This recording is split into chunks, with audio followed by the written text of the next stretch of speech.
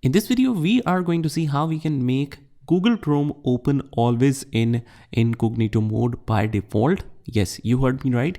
Because we already know that if you want to turn the incognito mode on while you open Google Chrome, you can just click on the three dots and click on new incognito window. But sometimes what happens is you just accidentally use your regular browser and then you realize that you need incognito mode for that sensitive information to process.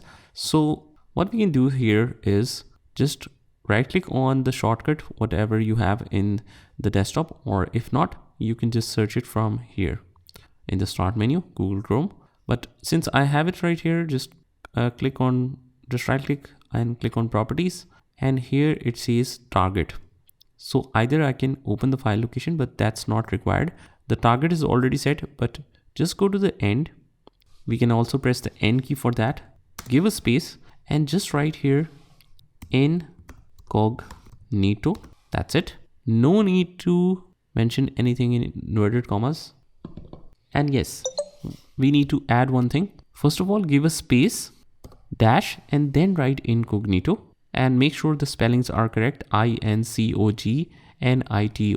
In case you don't see it clearly, click on apply and it will show you this access denied kind of thing.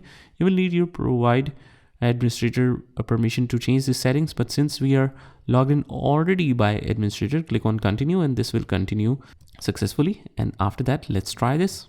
And there we go, guys. It will always open up in incognito mode from now on.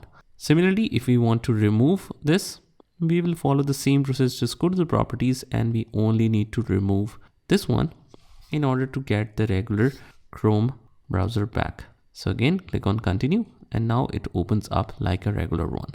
So that's pretty much it, guys. I hope you found this video helpful, and if you did, hit the like button and subscribe to our channel, and I will see you in the next one.